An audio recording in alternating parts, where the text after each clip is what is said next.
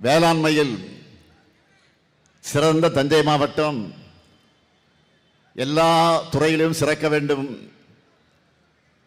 என்று கடந்த 5 ஆண்டுகளில் நிறைய பணிகளை செஞ்சு கொடுத்திருக்கிறோம். முக்கியமான சிலவற்றை மட்டும் ஹைலைட்டா சொல்லணும்னா, டெல்டா பகுதியினுடைய முதல் டைடல் பூங்காவா தஞ்சாவூர் பிள்ளையார்பட்டியில நான் திறந்து வச்ச நியோ டைடல் பார்க் திறந்து வச்சு 2 வாரத்தில் அது ஃபுல் ஆயிடுச்சு.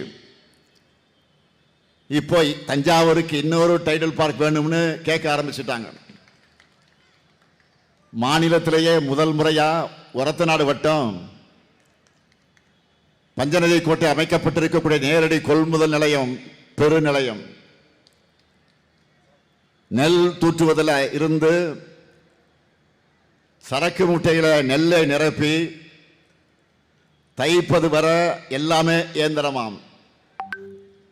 இதனால நாளொன்றுக்கு 5000 மூட்டைகள் நெல் கொள்முதல் செய்ய முடியும்.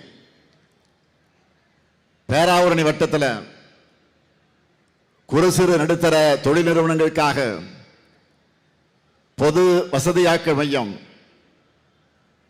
திருவையாறு கூட்டு குடிநீர் திட்டம், திருவையாறு பேரூராட்சி நகராட்சியாக தரம் உயர்வு, பட்டுக்கோட்டை புதிய பேருந்து நிலையம், பட்டுக்கோட்டை அரசு மருத்துவமனையில் மகப்பேறு பிரிவுக்கு கூடுதல் கட்டடம், திருவிடைமருதூர்ல புதிய கலை மற்றும் அறிவியல் கல்லூரி, திருக்காட்டுப்பள்ளி அரசு கல்லூரி, தஞ்சாவூர்ல சிவகங்கை பூங்கா புதுப்பிப்பு, தஞ்சாவூர்ல குழந்தைகளின் அறிவியல் தாகத்தை வளர்க்கக்கூடிய ஸ்டெம் பார்க், தஞ்சை ஆமணி பேருந்து நிலையம், மாமன்னர் ராஜராஜன் பிறந்த ஐப்பசி சதய அரசு விழாவாக கொண்டாடுகிறோம். கும்பகோணம் நகராட்சியை மாநகராட்சியாக தரம் உயர்த்தி இருக்கிறோம். போட்டித் தேர்வுகளுக்கு தயாராகுகிற நம்முடைய மாணவர்களுக்கு கும்பகோணத்தில் அறிவுசார் மையம் மற்றும் நூலகம். இது மட்டுமல்ல, கும்பகோணத்தில் புதிய பேருந்து நிலைய பணிகளும் நடைபெற்று வருது. திருவையாறு திருக்காட்டுப்பள்ளியில் புதிய பேருந்து நிலையங்கள் அமையவிருக்கு. ஒரத்தநாடு வட்டம் நடுவர் கிராமத்தில் 170 கோடி மதிப்பிலான புதிய சேமிப்பு கிடங்கு பணிகள் விரைவில் முடிக்கப்படவிருக்கிறது. தஞ்சை தமிழ் பல்கலைக்கழக வளாகத்தில் மிகப்பெரிய சோழர்கள் அருங்காட்சியகம் அமைக்க அடிக்கல் நாட்டியிருக்கிறேன். அந்த பணிகள் முடிந்து திறந்த பிறகு அதை பார்ப்பதற்காக பல்வேறு இடத்திலிருந்து தஞ்சாவூருக்கு வரப்போறாங்க. மதுரைக்கு ஒரு கீழடி, நெல்லைக்கு ஒரு புறநகர் அருங்காட்சியகம் போல இனி தஞ்சைக்கு சோழர்கள் அருங்காட்சியகம் இருக்கும். செங்கிப்பட்டி மற்றும் பாளையப்பட்டி தெற்கு கிராமத்திலையும் பட்டுக்கோட்டை வட்டம் ராஜமடம் கிராமத்திலையும் சிப்காட் தொழில்பேட்டை அமையவிருக்கு. அதிலேயும் ராஜமடத்தில் அமைகிற கடல்சார் உணவு பதப்படுத்துதல் மற்றும் ஏற்றுமதி பூங்காவில் 2000 பேருக்கு வேலை கிடைக்கும். எல்லாவற்றுக்கும் மேல ஆளுநராக இருந்த ரவி அவர்கள் வரவே கூடாது என்று நினைத்து தடுத்த கும்பகோணம் கலைஞர் பல்கலைக்கழகத்தையும் திராவிட மாடல் 2.0 அமைச்சு அதை திறந்தே தீருவோம். நானே நேரில் வந்து திறந்து வைப்பேன், இது உறுதி. நீங்க 100% வெற்றியை மட்டும் கொடுங்க. தஞ்சை மாவட்ட வளர்ச்சியை இனி யாராலும் தடுக்க முடியாது. இப்படி தொகுதி வாரியா துறை வாரியா இத்தனை பணிகளை செய்கிற காரணத்தால தான் கம்பீரமா திமிரா ஒரு ஆணவத்தோட உங்க முன்னாடி வந்து நின்று வாக்கு கேட்க வந்திருக்கேன்.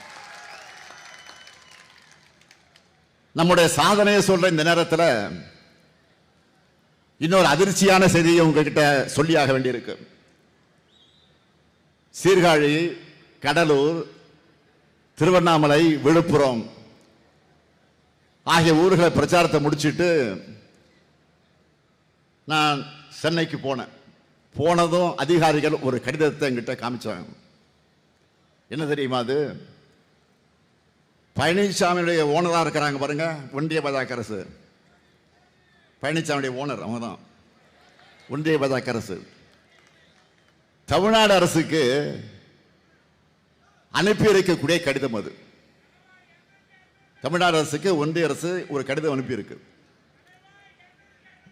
இப்படி கூட ஒருத்தரால யோசிக்க முடியுமா என்பது போல அந்த கடிதம் அமைஞ்சிருக்கு. அதுல என்ன சொல்லியிருக்காங்கன்னா, நல்லா கவனிங்க. அதுல என்ன சொல்லியிருக்காங்கன்னா, தமிழ்நாடு அரசு வழங்கக்கூடிய ஊக்கத்தொகையால நெல் உற்பத்தி நிறைய பெருகி வருதாம். அப்படி பெருகிற காரணத்தினால பல்வேறு பிரச்சனைகள் உருவாகுதாம்.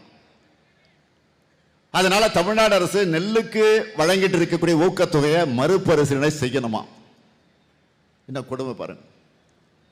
மொத்தத்தில் நெல்லுக்கு ஊக்கத்தொகை வழங்கக்கூடாது என அறிவுறுத்தி ஒன்றிய அரசு நமக்கு கடிதம் அனுப்பியிருக்காங்க. அதுவும் தமிழ்நாட்டை சார்ந்தவர் என மூச்சுக்கு மூச்சு சொல்லிக்கிற அம்மையார் நிர்மலா சீதாராமன் அவர்களுடைய நிதி அமைச்சகம் இந்த கடிதத்தை அனுப்பியிருக்கு. உண்மையிலே தமிழர் என்ற உணர்வு இருந்தா இதுக்காவது பழனிசாமி அவர்கள் வாய் திறந்து அவங்க ஓனரான பாஜகவை கண்டிப்பாரா?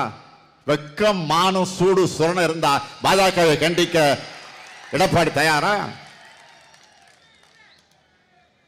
இல்ல அசிங்கமா வழக்கம் போல அவதூறு பேச மட்டும்தான் அவர் வாய் திறப்பாரா?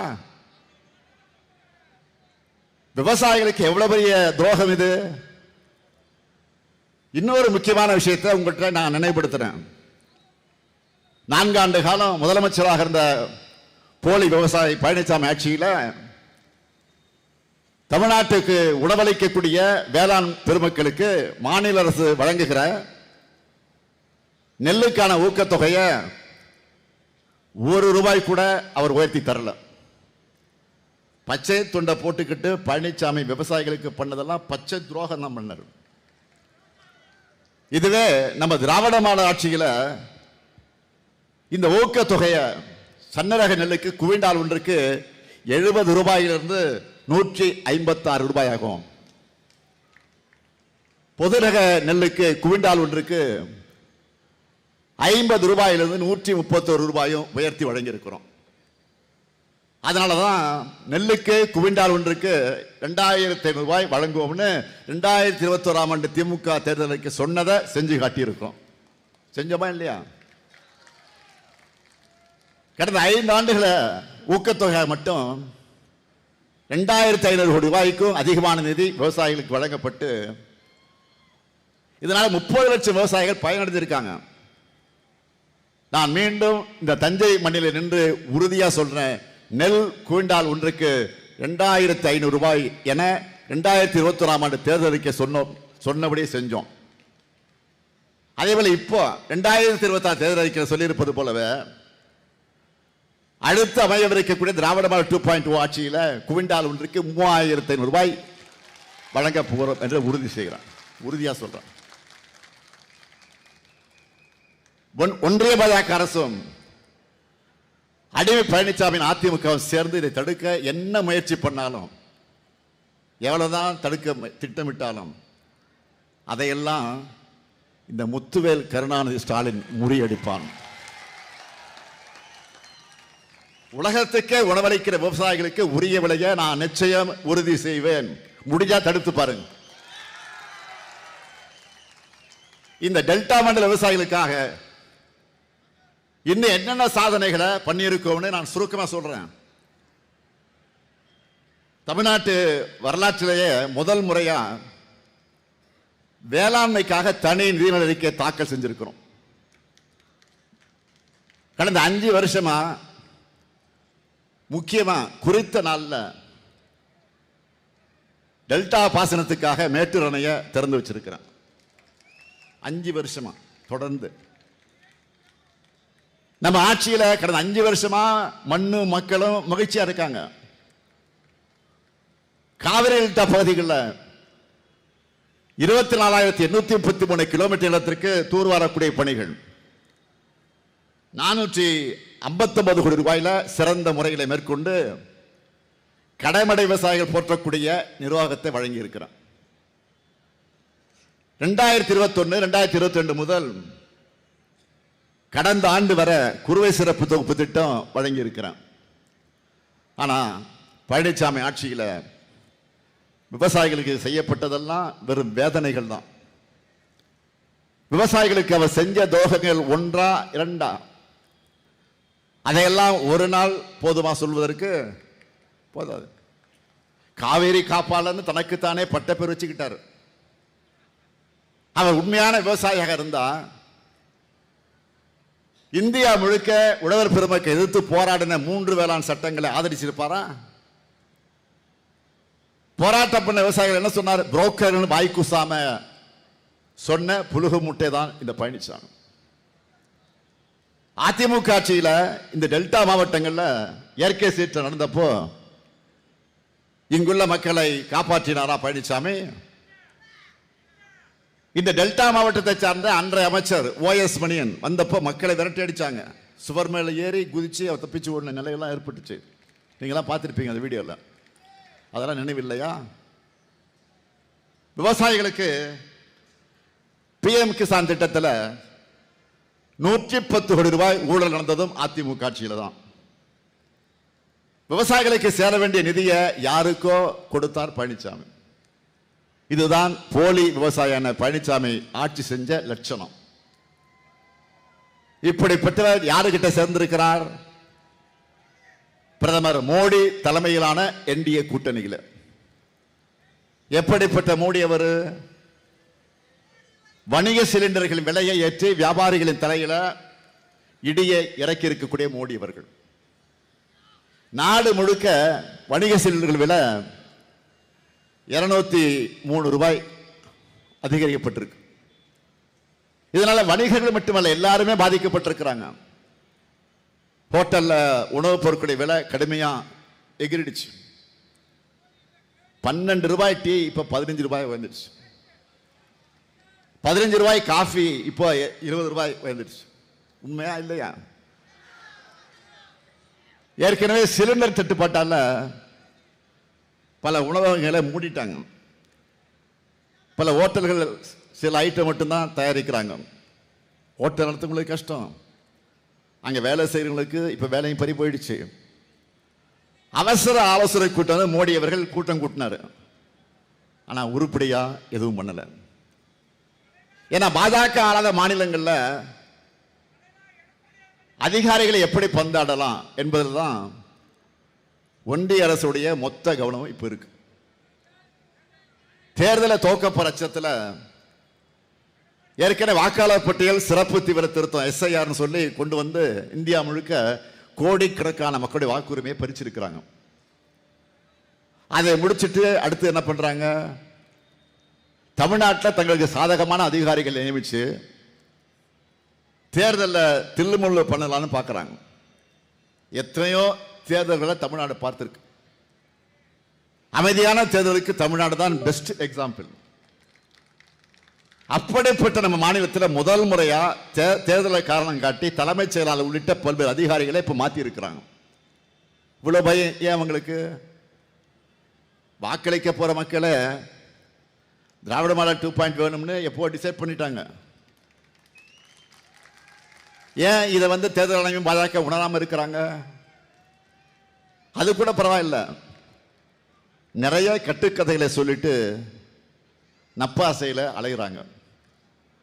இப்படித்தான் 2021 தேர்தலப்போ முதலமைச்சர் ஆகிற யோகம் ஸ்டாலினுக்கு இல்லைன்னு சொல்லிட்டு திரிஞ்சாங்க.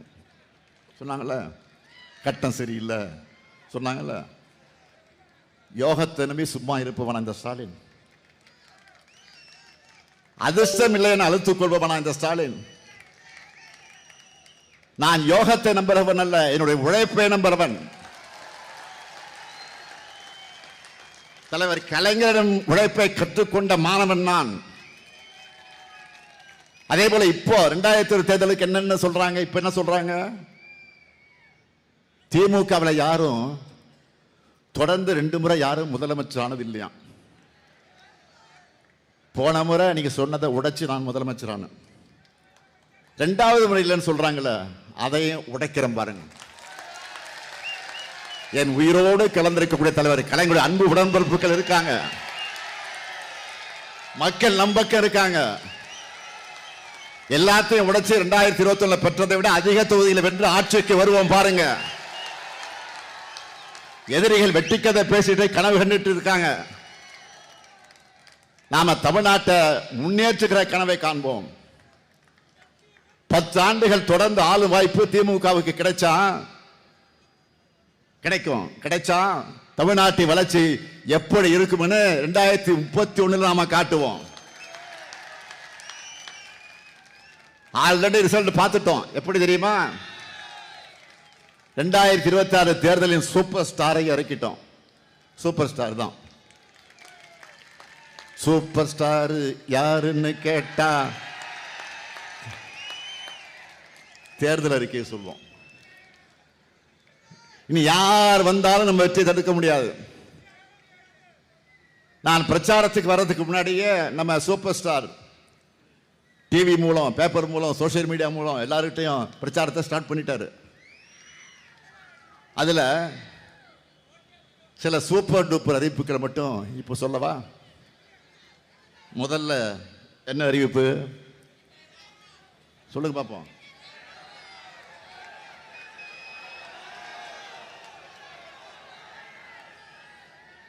இல்லத்தரசி திட்டம்.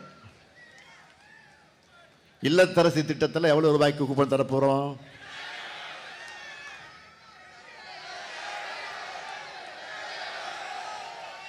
8000 ரூபாய்க்கு கூப்பன். இதை வச்சு என்ன செய்ய போறோம்? லிஸ்ட் பார்த்துருப்பீங்க. Washing machine, fridge, TV, grinder, mixie, microwave oven, induction stove, என்ன வேணாலும் வாங்கிக்கலாம், எங்கே வேணாலும் வாங்கிக்கலாம். நல்ல குவாலிட்டியாக பார்த்து வாங்கிக்கலாம், புதுசாக வாங்கிக்கலாம், எக்ஸ்சேஞ்சும் பண்ணிக்கலாம். என்ன வாங்கணும்னு உங்கள் வீட்டுக்காரலாம் கேட்காதீங்க. யாராவது தொந்தரவு பண்ணான்னு அண்ணன்கிட்ட சொல்லுங்கள், நான் பார்த்துக்கிறேன். உங்கள் இஷ்டம், உங்கள் சாய்ஸு. மகளிர் உங்கள் சாய்ஸு. இது முழுக்க முழுக்க உங்களுக்காக நான் கொண்டு வந்திருக்கக்கூடிய திட்டம். பெண்கள் தான் டிசைட் பண்ணணும். இப்போ புடவை வாங்க போகிறீங்க கடைக்கு, ஒரே ஒரு புடவை வாங்க போவீங்க. ஒரு புடவை வாங்குறதுக்கு இந்த ஷோகேஸ் கூட எல்லா புடவை எடுத்து கீழே போட சொல்வீங்க. அவன் பாவம் அழுத்து போய் எல்லாத்தையும் போடுவான். ஒரே ஒரு புடவை வாங்க போகிறீங்க. இல்லாத கேள்விலாம் கேட்பீங்க. சாயம் போகுமா, சுருங்குமா, இது என்ன சிலுக்கா, தொட்டு பார்த்து கேட்பீங்க. சிலுக்கா, நைலக்ஸா, காட்டனா? அவன் மெர்க்கூரி லைட்லாம் இது மாதிரி பிரைட்டாக தான் போட்டு வச்சிருப்பான் கடையில். அதை நம்ப மாட்டீங்க. அந்த புடவை எடுத்துக்கிட்டு வெளியில் போய் வெயில், சூரியன் அதை போய் காமிச்சு, அந்த சூரிய வெளிச்சத்தில் காமிச்சா தான் உங்களுக்கு திருப்தி ஆகும். சூரியன் பாருங்க, எங்கே சூரியன் தான் வந்து பாருங்க. என்னை பொறுத்த வரைக்கும் நம்ம குடும்பத் தலைவர்களுடைய வீட்டு வேலையை, அந்த சுமையை குறைக்கணும். அதுக்காக தான் திட்டமே. எப்படி தலைவர் கலைஞர் அவர் சொன்னபடியே கலர் டிவியும் கேஸ் அடுப்பும் கொடுத்தாரோ, அவருடைய மகனான நானும் சொன்னபடியே இல்லத்தரசி திட்டத்தை நிறைவேற்றுவேன். அடுத்த வாக்குறுதி உரிமை தொகை. இப்போ மாசம் 1000 ரூபாய். திராவிட மாடல் 2.0 ஆட்சியில் எவ்வளவு? இனிமே அப்படி டபுள் மடங்கு, மாதம் 2000. இப்போ பெண்கள்லாம் கணக்கு போட ஆரம்பிச்சிட்டாங்க. என்ன கணக்கு? பொங்கலுக்கு முன்னாடி சொல்லிட்டு 3000 கொடுத்தாங்க. பொங்கலுக்கு முன்னாடி பிப்ரவரியில் சொல்லாமலே 5000. ஆக மொத்தம் 8000. அடுத்து இல்லத்தரசி கூப்பன்ல 8000. 8 + 8 உதயசூரியனுக்கு தான் இங்க ஓட்டு. பெண்கள் எல்லாரும் முடிவு பண்ணிட்டாங்க. மகளிர் மட்டும் இல்ல, மாணவர்களுக்கும் ஸ்பெஷல் அறிவிப்பு இருக்கு. கல்லூரிக்கு போகிற மாணவர்களுக்கு வழங்கிட்டு வரக்கூடிய புதுமை பெண் தமிழ் புதல்வன் அந்த உதவித்தொகை இனி 1500 ரூபாயாக உயர்த்தி வழங்கப்படும். 2030ஆம் ஆண்டிற்குள்ள கல்லூரி மாணவர்கள் 35 லட்சம் பேருக்கு லேப்டாப் வழங்க போறோம். மேலும் முதியோர், மாற்றுத்திறனாளிகள், ஆதரவற்ற பெண்களுக்கு வழங்குகிற எல்லா உதவித்தொகையும் இனி 2 மடங்கா வழங்க போறோம். திராவிட மாடல் 2.0 எல்லாமே 2 மடங்கு தான். அடுத்து காவிரி நீர் போல தஞ்சை விவசாயிகளுடைய மனத்தை குளிர வைக்கக்கூடிய அறிவிப்புகள் என்ன தெரியுமா? 20 லட்சத்துக்கு மேற்பட்ட அதிகமான உழவர்கள் பயன்பெறக்கூடிய வகையில் நவீன மின்சார பம்பு செட்டுகளை வழங்க போறோம். கரும்பு கொள்முதல் விலை டன் ஒன்றுக்கு 4500 ரூபாயாக உயர்த்தி வழங்கப்படும். பால் கொள்முதல் விலை லிட்டர் ஒன்றுக்கு 5 ரூபாய் உயர்த்தி வழங்கப்படும். குடிசைகளே இல்லாத தமிழ்நாடு என்ற தலைவர் கலைஞருடைய கனவு நனவாக கலைஞர் கனவு இல்லம் உள்ளிட்ட திட்டங்கள் மூலமா வீடற்ற ஏழைகளுக்கு 5 வருஷத்துக்குள்ள 10 லட்சம் வீடுகள் கட்டித்தரப்படும். வெண்ணாறு வெட்டாறு பிரியும் தென்பெரம்பூரில் புதிய பாலம் கட்டப்படும். ஈச்சங்கோட்டை முதல் வெட்டிக்காடு வர கல்லணை கால்வாயில் 40 கோடியில் அகலப்படுத்தப்படும். தஞ்சாவூர்ல மண்டல அளவிலான உயர் சிறப்பு மருத்துவமனை அமைக்கப்படும். தஞ்சாவூர்ல புற்றுநோய்க்கான நவீன சிகிச்சை வசதிகள், தஞ்சையில உணவு பதப்படுத்துதல் குழுமம், பட்டுக்கோட்டையில வேளாண் தொழிற்பூங்கா, தற்காலிக நேரடி நெல் கொள்முதல் நிலையங்களை, வாய்ப்பிருக்கும் அனைத்து இடங்களிலும் உலர் கலத்துடன் கூடிய நிரந்தர கட்டடங்களாக கட்டித் தருவோம். தமிழ்நாட்டின் அடுத்த 30 ஆண்டுக்குள்ளான குடிநீர் தேவையும் வேளாண்மை மற்றும் தொழிற்சாலைகளுக்கான தேவைகளையும் கணக்கிட்டு அதை நிறைவு செய்யக்கூடிய வகையில் தமிழ்நாடு நீர் பாதுகாப்பு செயல் திட்டம் 2056 உருவாக்கப்படும். டெல்டா மாவட்டங்களில் 10,500 கிலோமீட்டர் நீளத்துக்கு சி மற்றும் டி பிரிவு வாய்க்கால்களை தூர்வாரும் பணிகள் மேற்கொள்ளப்படும். வேளாண் இயந்திரங்கள் மற்றும் கருவிகள் வாங்கிட 1.5 லட்சம் விவசாயிகளுக்கு மானியம் வழங்கப்படும். நேரடி நெல் கொள்முதல் நிலையங்களில் நகரும் நெல் உலர்த்திகள் தேவைக்கேற்ப வழங்கப்படும். இப்போ சொல்லுங்க, தஞ்சாவூரில் பரப்புரைய இனி நீங்க பார்த்துப்பீங்களா? நான் பேசிட்டு போயிட்டேன், சொல்லிட்டு போயிட்டேன், நீங்க தான் பார்த்துக்கணும். இப்போ நான் உங்களுக்கு சொன்ன சாதனைகளையும் அறிவிப்புகளையும் எல்லார்கிட்டையும் கொண்டு போய் சேர்ப்பீங்களா? சத்தத்தை காணுமே. தஞ்சாவூர்ல இருக்கக்கூடிய எல்லா தொகுதியிலையும் நம்ம மதச்சார்பற்ற முற்போக்கு கூட்டணியுடைய வெற்றி உறுதியா? சூப்பர். தமிழ்நாட்டின் தஞ்சாவூர் தமிழ்நாட்டின் நெருக்களஞ்சியம் மட்டுமல்ல, திமுகவுடைய வாக்கு களஞ்சியம். அது கன்ஃபார்ம் ஆயிடுச்சு. தமிழ்நாட்டுடைய நெருக்களஞ்சியம் தஞ்சாவூர். அந்த தஞ்சாவூரினுடைய வாக்கு களஞ்சியம் கன்ஃபார்ம் ஆயிடுச்சு. டெல்லியின் காலடியில் தமிழ்நாட்டை அடகு வைக்கிறது பழனிசாமியுடைய விருப்பம். தமிழ்நாட்டுடைய மாநில உரிமைகளையும் சுயமரியாதைகளையும் அவர் டெல்லிக்கு சரண்டர் பண்ண தடையா இருக்கிறது இந்த ஸ்டாலின். அதனால இப்ப என்ன சொல்றாரு, என்ன சொல்லிட்டு இருக்காரு? இப்போ 2 நாளா இந்த ஸ்டாலின் போய் சேரணும், தன்னுடைய ஆழ்மன விருப்பங்களை, அடிமனசில் இருக்கிற வக்கிரங்களை எல்லாம் பழனிசாமியில் இப்போ கூட்டத்தில் பேச ஆரம்பிச்சிட்டார். மாண்புமிகு எதிர்க்கட்சி தலைவர், மதிப்பிற்குரிய அன்புக்குரிய பழனிசாமி அவர்களை பிறந்த எல்லாரும் ஒரு நாள் இறக்கத்தான் போகிறாங்க. மரணம் எல்லாருக்கும் ஏதோ ஒரு நாள் வரத்தான் போகுது. இந்த ஸ்டாலினுக்கும் வரும். ஆனால் இந்த ஸ்டாலின் கொண்டு வந்த திட்டங்கள், அந்த திட்டங்களால் வாழ்வு பெற்ற நிச்சயம் என் நினைவில் வச்சுப்பாங்க. அது வாழும், அதை யாரும் அழிக்க முடியாது. நான் மண்ணுக்கு போகலாம், பழனிசாமி விருப்பப்படி நான் மண்ணுக்கு போகலாம், ஆனால் நான் கொண்டு வந்த திட்டங்கள் என்றைக்கு தமிழ்நாட்டில் நிலைத்து நிற்கும். என்னை பொறுத்தவரை தலை சிறந்த தமிழ்நாட்டை, தலை நிமிர்ந்த தமிழ்நாட்டை உருவாக்க என்னுடைய இறுதி மூச்சு வரை நான் ஓய்வில்லாமல் உழைப்பேன். இன்னும் சொல்றேன், என் சக்தியை மீறியும் உழைக்க தயாராக இருக்கிறேன். திராவிட இயக்கத்தினுடைய கொள்கை வாரிசுகளும் திமுக இருக்கிற வரை பழனிசாமியுடைய எண்ணம் பலிக்கவே பலிக்காது. தமிழ்நாட்டு மக்கள் பழனிசாமியுடைய ஆணவ பேச்சுக்கு முடிவு கட்ட அதற்குரிய நாள் தான் ஏப்ரல் 23. அதுக்கு திருவிடைமருதூர் தொகுதியிலே கோவி செழியனுக்கும், திருவையாறு தொகுதியிலே துரை சந்திரசேகரனுக்கும், கும்பகோணம் தொகுதியிலே சாக்கோட்டை அன்பழகனுக்கும், வரத்தநாடு தொகுதியிலே ஆர் வைத்திலிங்கம் அவர்களுக்கும், பட்டுக்கோட்டை தொகுதியில் அண்ணாதுரை அவர்களுக்கும், பேராவூரணி தொகுதியில் அசோக்குமார் அவர்களுக்கும், தஞ்சாவூர் தொகுதியிலே சன் ராமநாதன் அவர்களுக்கும் உதயசூரி சின்னத்திலும் வாக்குகளை வழங்கி பெருவாரியான வாக்குகளை வெற்றி பெற வைக்கணும். அதே போல பாபநாசம் தொகுதியில் நம் கொள்கை தோழமை இந்திய முஸ்லீம் லீக் கட்சியை சார்ந்த ஷாஜகான் அவர்களுக்கு ஏணி சின்னத்தில் வாக்களித்து பெருவாரியான வாக்கு வித்தியாசத்தில் வெற்றி பெற வைக்கணும். ஒரு விஷயத்தை நீங்க எல்லாம் புரிஞ்சுக்குங்க, மற்றவங்களுக்கு எடுத்து சொல்லுங்க. நாம போராடுறது ஒரு கட்சியுடைய வெற்றிக்காக அல்ல, நல்லா கவனிங்க, ஒரு கட்சியுடைய வெற்றிக்காக அல்ல, ஒரு கூட்டணி வெற்றிக்காகவோ இல்ல, ஒட்டுமொத்த தமிழ்நாட்டின் வெற்றிக்காக. உங்க பேராதரவோடு அமைய இருக்கக்கூடிய திராவிட மாடல் 2.0 அரசுல எங்க சாதனைகளை நாங்களே முறியடிப்போம். அதற்கு ஆதரிப்பீர்.